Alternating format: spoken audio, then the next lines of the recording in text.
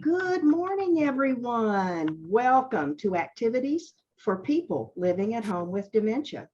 We are proud to offer this series with funding from the Area Agency on Aging and the United Way of Tarrant County.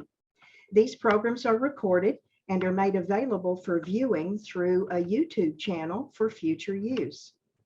I am Martha Brown. I am your facilitator for the day, and I want to present to you Peggy Spear from the Amon Carter Museum of American Art. A little bird told me that Peggy was going to talk about abstracts today, and I think it's going to be a wild day. I can't wait. Peggy, it's all yours whenever you're ready. All right, let me pull this bad boy up. All right, so Martha, you are correct. It is abstract today. And we are looking at all works on paper. I think they're even all lithographs.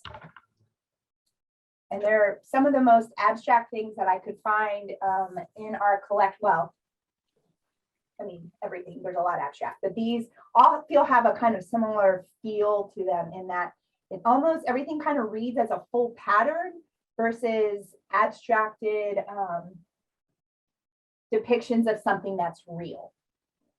So we're going to start with this lithograph called Duo Duet 3. What do we see? These are like a Rorschach, or what are they called? Rorschach? Looks like lemons on one side and pears on the other. Lemons and pears. I like that. What else do people see? Yellow blobs. You just see the blobs. Yeah. The blobs. A lot of blobs. You're not wrong. It reminds me a little bit of a microscope and what one would see on the left. Martha. Yeah, I would say microscope too. Yeah. All right. You science-minded people. These not actually what you would see under a microscope, but she was very interested in this idea of the micro and the macro. And so she would often create these patterns that had a little bit of a under a microscope feel that were all cosmos type of situation. So while she's not looking under a microscope, that was often what her work would look like. So very good, Martha. You get the gold star today. All right, Martha. And Don, yes. No, And Martha Don, said first. Yes. Or yeah, Don. I see the lemons like Paulette, but I see oysters on the other side. Oysters, I can see oysters. Mhm. Oysters on a half shell. I don't look So, like oysters yeah. to me. Those are the kind that would make Man. you sick. Does I this- do not have a fantasy good enough for abstract. Maybe you'll get one today, Yetta. So maybe Do you guys think these colors make you feel happy, make you feel sad, make you feel anxious, make you feel any sort of emotion? They look kind of happy. Well, yellow is a happy color. Mhm. So Yeah. I like the yellow for Yeah. sure. So are orange and purple or yellow and purple, are they complementary colors in any way? They are. Okay. So they Exactly. go together well. Yes, they do go together well. Red and blue make purple, so they're opposites on the color wheel. Yeah. Yeah, so it So- feels, it doesn't feel like they're in conflict with each other. Or No. unless does someone feel like they're the two sides are in conflict with each other? No. No? No, They look like they could be two separate paintings. they do, Mhm. yes. Yes. It does feel as if it's, the term you can use is a diptych. It does feel like it's a diptych where they're not part of the same, but they are. They're on one sheet of paper and it's kind of large. It's 19 by 29 inches. So it's not it would have a presence when you saw it. Peggy, what is that term you just used? Diptych. Can you spell it for us, please? Ooh. And we're recording this, so Try. I don't want to go on record as not knowing how to spell. Dipytch. Oh, okay. Got it. Thank Yeah. you. I still think I didn't spell it right. But yeah, like a diptych or a triptych, like often you Finish just- my message I was sending to you. I've heard about triptychs, so diptych makes sense if there are two. Thank yeah, you. die to. Yes. And Okay. so oftentimes you like diptychs are very common in like religious iconography, the things that would be placed on an altar where it's a saint and the icon, you know, or anything that hangs 2x2. Everything. Cryptic is when it opens, it can open 3 ways across. So You bring Paulette's cheese dip. How come I get the So Peggy, on this orange one over here, they look like yellow lemons on top of Q-tips. oh my gosh, you're right. There's that Q-tip top up there, huh? Yeah. Somebody's been shopping. Yeah, Oh. giant Q-tips, tiny lemons. They don't Yes. look like Q-tips to me. You know what they look like to me is when you've separated a bunch of egg yolks in a bowl. Oh, yeah. Yep. Yes, yes. Oh, my word. You're right. Omelet. There's a What it lot of, represents to me is that the right-hand side is the seed and the left-hand side is the fruit. oh, Good, Steve. Really. Okay. Then you have all kinds of answers. and I love it. That's why bringing these abstracts to you guys, it helps me see these artworks in a totally different way that I would never have thought. It's a little hint to all of your brains. I think the same thing. Circles are also a very she's still creating art, I believe, but circles are also a very common theme in her work. And so we're seeing closed circles and open circles, ovals. But you guys, you know, you all hit on it, this idea of the macro and the micro, the larger and the whole, and how it all works in the universe. She was very interested in that, and her colors were Who cares? was really what she was interested in too, the saturation and the hues of color. So the color is just as important to her, more so than some of the designs and pattern. And she taught at Parsons. I don't think she's teaching anymore, but she taught at Parsons School of Design in New York. So if any of you watched Project Runway, that is the same organization, school where she taught. Oop, let me make it big. All right, so now we'll go to our next one. You do not need to adjust your monitor. This is what it looks like. I'm glad you said that. Thank you. It's got that moire effect when you see all the little pixelated dots. Yeah. That looks hurts to my me eyes. that looks to me like one of the visions Martha might have seen back in the 60s. Peace and love. Peace and love, Phil. Wait, can I tell you, Phil? I swear, did you guys look at my notes? This artist would often create graphic patterns that were inspired by hallucinations, intoxication, chance, and hypnosis. So that hater might have been smoking something that made him think like he's seeing what you're seeing. Right on. We were talking about the 60s yesterday, so that comment was perfect, Phil. Yeah. It's Looks almost like a one of DNA those. strand. Yeah, exactly. And it's also one of those, you go to, these things and you have to see a number in it. Oh, Yes, it does. yeah. I've already tried Almost that. like I when you go couldn't. to the eye doctor. Yeah, I focus my tried too, eyes but when I I couldn't. see So But a color blindness test. yeah, Yeah. something like that. Yeah. Right. Yeah.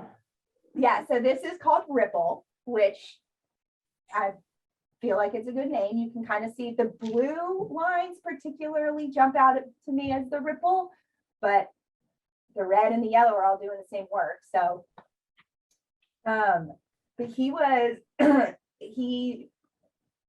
a British artist. And when he lived in England, he was really inspired by the surrealists. So those were the guys that were,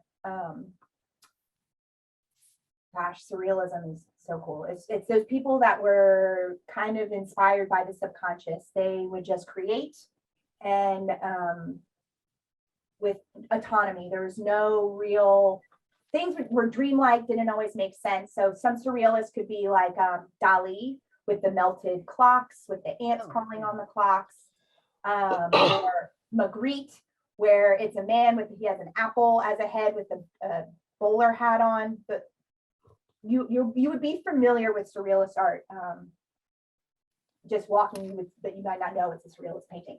So he was really close with the surrealists, And then World War II broke out. And so the studio he was working in Paris relocated to New York.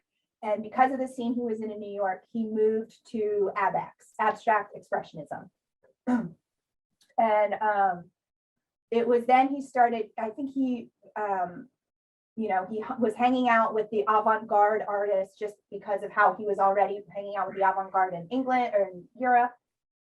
And so he started doing more of these ABEX paintings that eventually he was very into his writing about this type of art as well, the theoretical idea of letting the unconscious take over. And so that was what guided a lot of what his creation was. And so his writings about letting the chance and things happen, whether you're in a trance or hypnotized, just kind of letting your hand do the motion, is what eventually inspired artists like Pollock, who you know, famously just slinging paint onto a canvas and, you know, making his artworks like that. Like So- automatic writing. Yes, exactly. And that's what the surrealists were doing, but he was taking it from writing and moving it to straight up Art. line. Wow. And so he was considered one of the premier artists in printmaking, because he was coming up with new printmaking techniques that allowed him to use multiple colors on one plate, which I'm not really good at explaining how all of the science of that works. And so he etched a lot. He was a printmaker. And so he went to the Tamarind workshop in LA to do the lithography there, which wasn't the medium he was always working in, but allowed him to kind of transfer that work on paper method to a different type of work in paper. So Do we like this one? What do we think? that's okay. Just so everybody else that's It's colorful. I don't like the colors. I don't like the green and pink. no. Yeah, It's this not one, something you'd want in your living room to stare at all day. I don't think. it's busy. Yeah, How big is this, Yeah. please? 14 by 22 inches. So it's not as big as the last one. If someone gave me this and told me it was an original, I'd give it back. Yes, I agree with you. Do you? And Or for, I'd re-gift it. Oh, right. yes. For those who are the science minded, he went to school for chemistry and geology, which once I learned that he went to school for geology, then I kind of looked at it, it was almost like the striations in rocks and things like that. That's, I'm sure, not what he was thinking when he made this, but it kind of, you know, how his mind might have been filtering things. Rings of wood. Yeah. Looks like a river system. Mhm. Yeah, I can see Oh. that Yeah. Yeah. abstractly. Peggy, I want to ask you an aside. Do you have anything in your collection that are pictures from crop circles? I don't know. We have one of the largest American photography collections in the country. And Mhm. so I'm sure somewhere nested in there, but I have not come across any yet in my research. Okay. All But we right. shouldn't be looking for any what do you call it, displays or stuff on that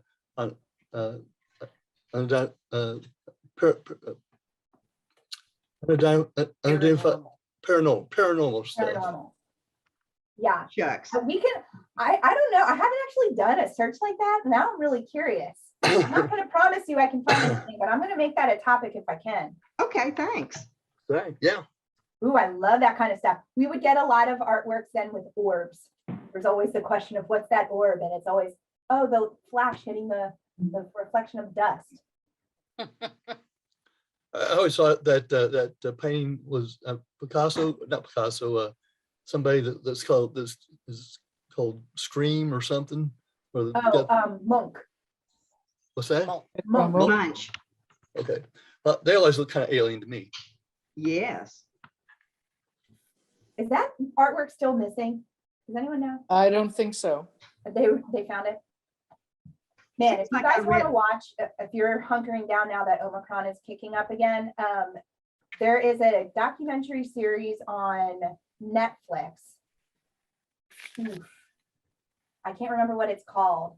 I can email it to Martha and she can share with y'all. But it's about the Isabella Gardner, Stuart Gardner heist that happened in Boston, where all of the artworks were stolen on St. Patrick's Day. Are you guys familiar with this heist? No. Oh my God, you guys are in for a treat. So in the 90s, I believe, and it basically revolutionized how museum security works now. There was an art heist in a museum in Boston, and it, like, no one can figure this out. It's not a cold case, because this documentary, and there's a podcast too that tied with it, kind of brought everything back up again. But there is police officer, they think it's someone dressed up as a Boston police officer, went into the building. They were in the building for 83 minutes and stole, I think, something like 13 artworks, 12 paintings, and one sculpture. And it's the only Rembrandt Nocturne that exists, and that went missing. And they used razor blades to cut it out from the frames.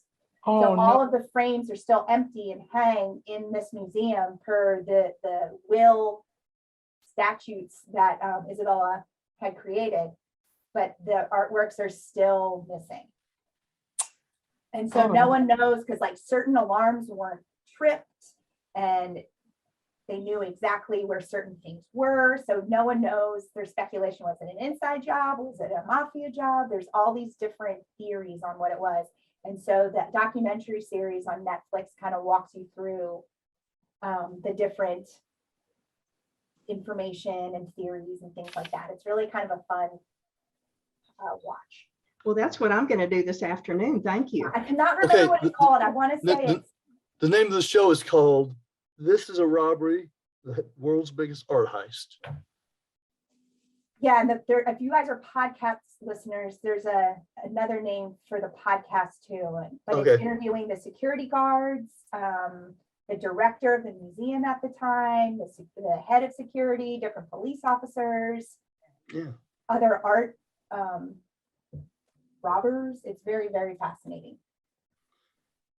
Yeah, it looks like this is a 5-part series on Netflix. So thank you, Don. Yeah, so give it a watch if you like true crime and you like art, because I know y'all do. Yes. All right, that was a total side rail. Ooh.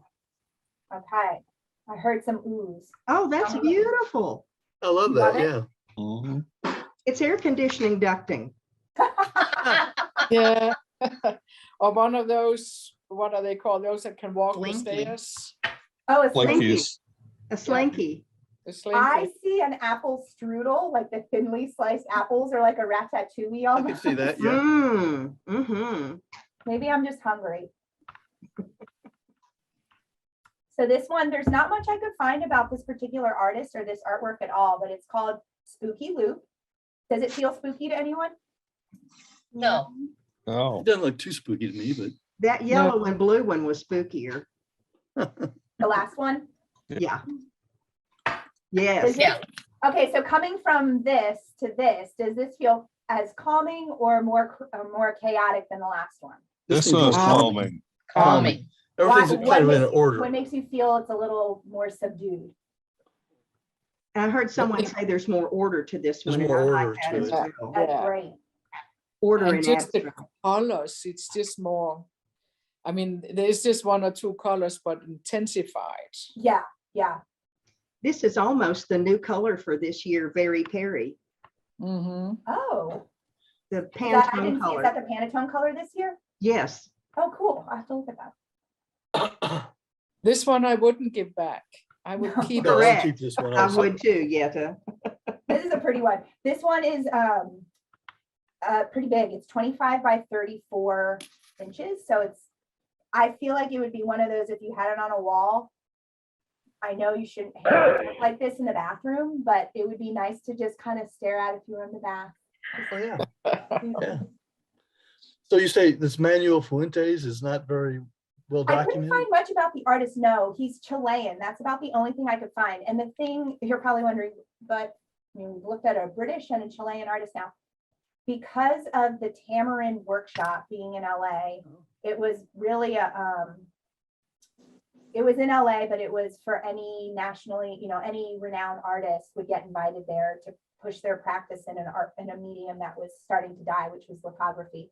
And so there are artists from all over the world who would come there, and the Amon Carter was the recipient of all of the artwork from that workshop. So that's why we have artists that, even though they're not American, I don't know if he eventually was a naturalized citizen, I don't know this, but they're not American, but they were working in an American workshop. So we did receive their prints. Huh.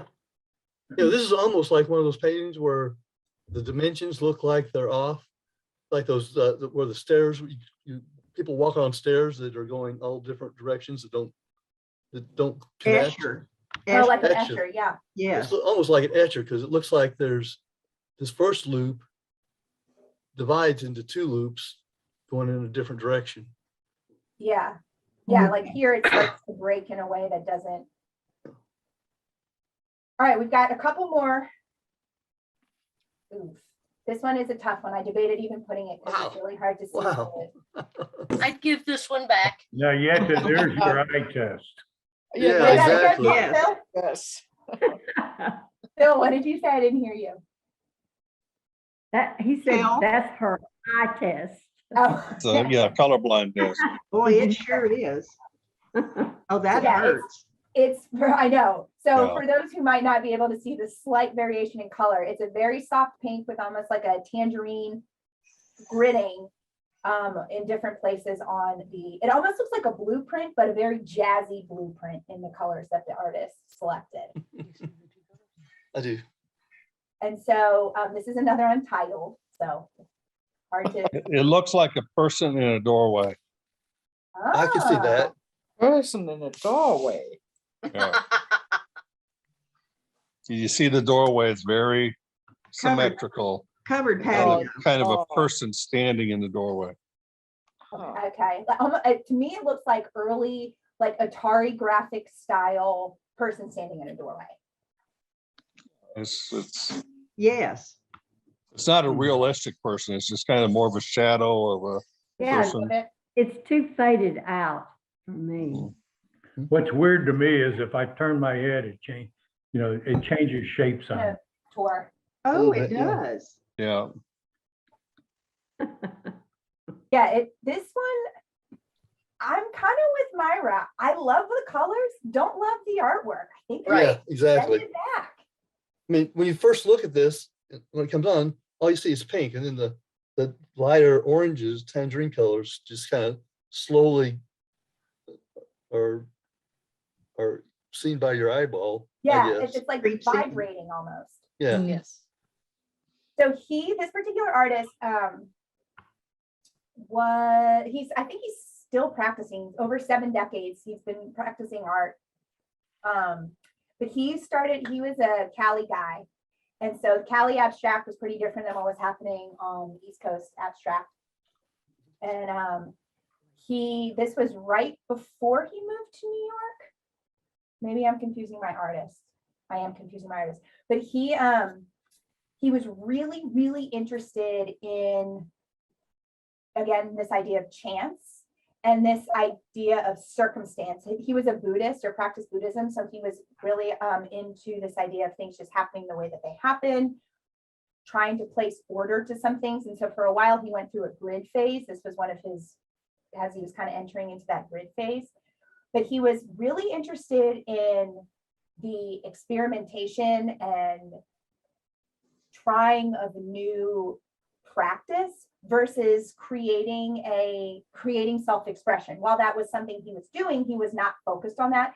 So he's not really lumped into any particular movement of art because his art evolved and changed so much over time.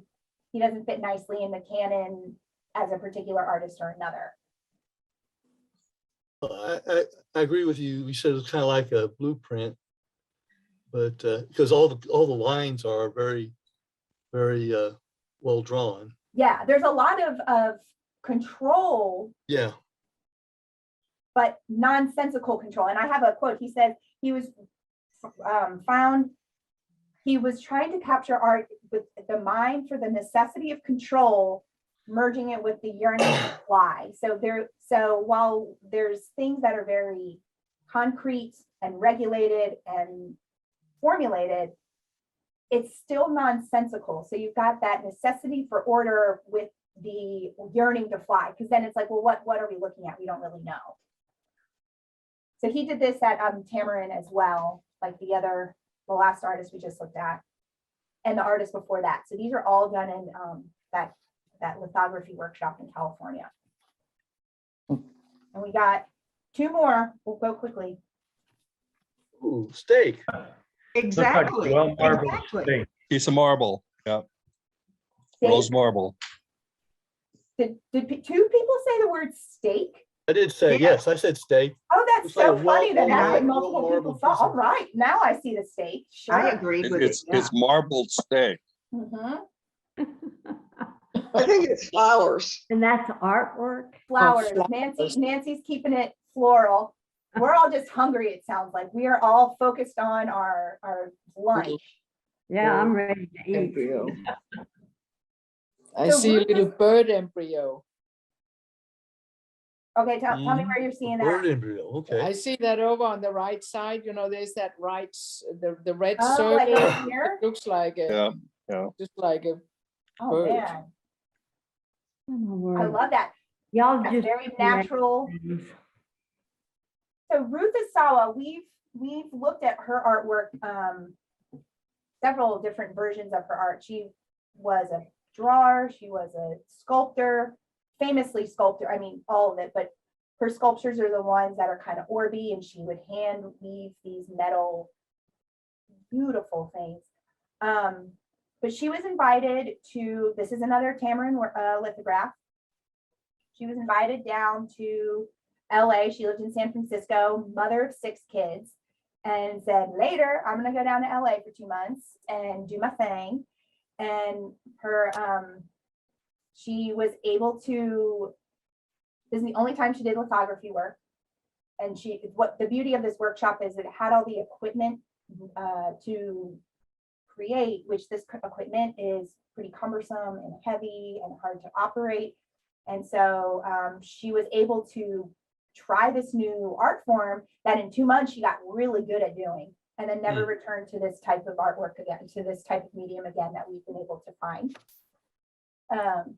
But she left her family and then went down there and would make dinner every night for all of the printers that were in the studio with her. And then they'd all go back to the studio and continue to work. So she found a new family during those 2 months. But Well, if she was a mother, that was what she knew how to do. and was dang good at it. So she, Yeah. so she was very close knit with her printers, because that while there's the workshop for the artists, printers were also invited to come to and work with this medium as well. So there are a lot of master printers that were there working with these artists at the same time. And so during this stint, she created 54 lithographs, which is quite a bit, and was really interested in kind of, she was a prolific drawer, which kind of just helped keep her mind busy and creative to help figure out what her next, bigger piece would be. And so here she was able to kind of experiment with lithographs, that kind of not obsessive drawing, but that constant drawing she was always doing. And so her works are totally abstract. She was doing the ones that we've seen that look like cabbage or desert flowers. Okay, yeah. Past. And so this is not that, but was created during that same time. In looking at seeing this as a lithograph and how that process works, I mean, it's difficult to see. It looks like there's a lot of work going into making all these lines into what she wanted. She was particularly good at creating layers. Yeah. And so after she started getting her footing in how this medium worked, she was really good at creating layers. And you can see kind of to what Yetta had pointed out, this little baby bird, it's all the same ink, but she's been able to create these little pockets where it feels like this is on top of whatever is under it, you know? And so you can see it too down here, these layerings. So there's depth to something that could feel very flat. You have a bulb burned out. And I mean, if you look at this feels very flat. Oh, Oh, I know. I'm So picking it up. bland. oh. And Nancy was talking about seeing flowers, and I'm now seeing some carnations right about where, yes, right about there. Yeah. Yeah, she was very interested in the natural world.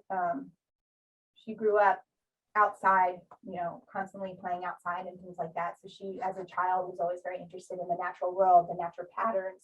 So floral is a theme you see in some of her works on paper. So it's not surprised that some of that effect is there. Hey, Steve, see you next week. No, I'm here. I'm gonna say it seems like a satellite image.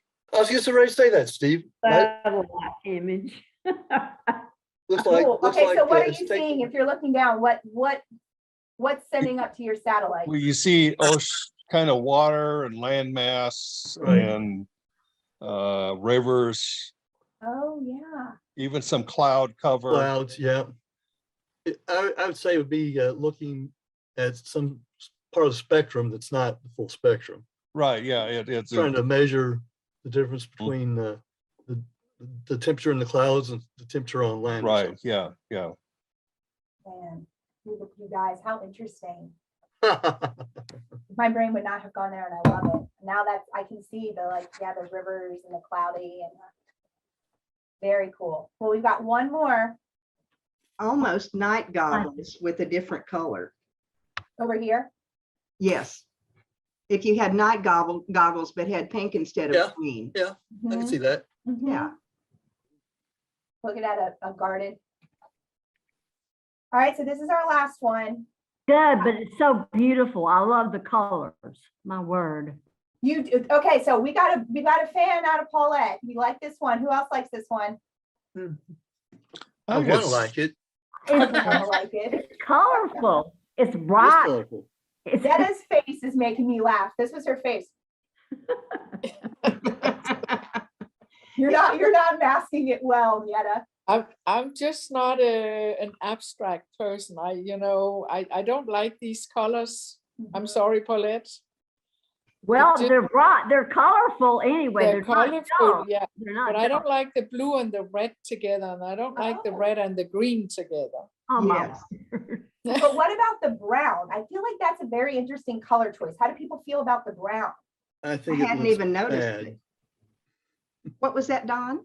I think it just looks bad. I mean, the brown kind of, I don't know, it Looks like mud. it seems to draw your attention to it, but it doesn't, I can't find any meaning or anything I could compare it to. The brown doesn't look like it goes with the rest of the colors. Yes, that's what I'm trying to say. Mhm. No, they Well, dropped your chocolate bar. I'm certainly glad she put red into the picture Mhm. because the red really brightens it up. Mhm. Yeah, even the yellow, for it being yellow, it feels pretty Mhm. muted. Yeah, The there's red a is the little one bit that- of yellow. Yeah, for sure. Yeah. I don't know why, but for some reason, the coloring makes me think about the 1880s. Oh, If this were a interesting. detail in some huge picture, Okay. I don't know why, but that just popped into my brain. It looks like a map to me. All right. Ah, Hey, Okay. Steve, a treasure knock it off map. with your science. I know, I mean, because you've got the waterways, you got an isthmus there, okay? And then you've got the countries. It's almost like a Mediterranean, the countries Yeah. around the right. Mediterranean. And then you got the Okay. Black Sea up in the top, and it just, I don't know. I'll Looks like donate different it to countries. Paulette. Say it Yeah. again. This one I'll donate to Paulette. Yeah, yeah. Oh, well, thank you. So glad. We sometimes play a game in the galleries called Buy, Burn, or Steal. So Ooh, this would be gifted. Yetta's would be gifted. Gifted, okay. that sounds like I a burn or great steal. game. You guys have really great games in the library. Don't turn in art gallery. Yeah, it's a fun one, especially It's from I don't even know what, someone started it years ago here and we always do it. It's just fun because you're like, oh, you'd pay money for that, but you wouldn't for that. Like, it's just interesting to see what people would steal.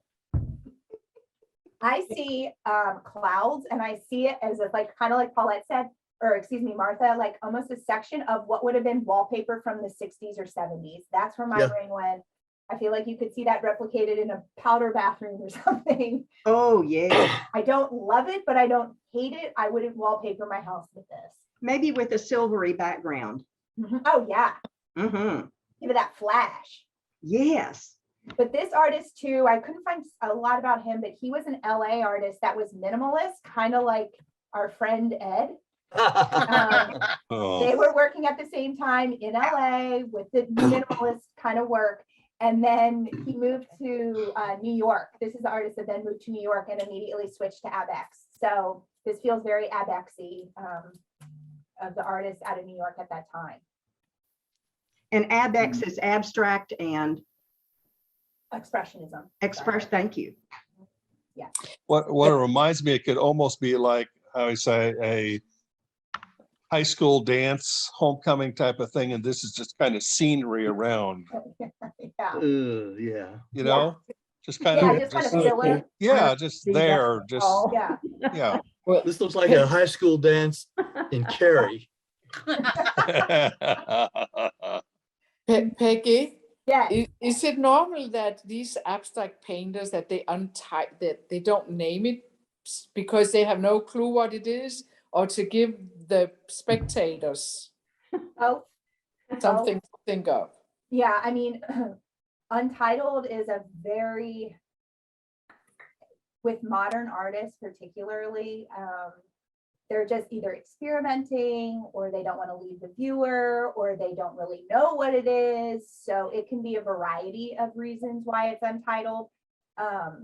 Or if it's called Untitled, but then in parentheses, it's like walking the dog. So like, then you're like, okay, well, let's just call walking the dog. So, you know, sometimes it depends on what the artist or the gallerist decides. But yeah, it's very common particularly in abstract art to not have a title. Okay. All right, my friends, those were All right. our abstract prints for the day. Next week, we're back with movie theater, and I think it's the Golden Globes next week. That's why I picked movie theater. So Okay, bring your Golden Globe. popcorn, and we're going to look at all different artworks representing movie theaters. good, excellent. Movie Thanks, theater. friends. Happy Oh. New Year. Is it movie theater next Yeah. week? Yeah. Okay, January 5th. Can you believe that's next year? No way. Oh. Yeah. It Let's sneaks hope- up on you, doesn't it? Peggy, we appreciate you so I much. love Thank y'all. It you was so another much, wonderful Peggy. year with you, and we'll kick off. too. 2022. Happy New Yeah. Year. Happy Thank New you, Peggy. Year. Happy New Bye, friends. Year. Be good. Bye, Bye. Peggy. Bye-bye. Bye-bye. Bye.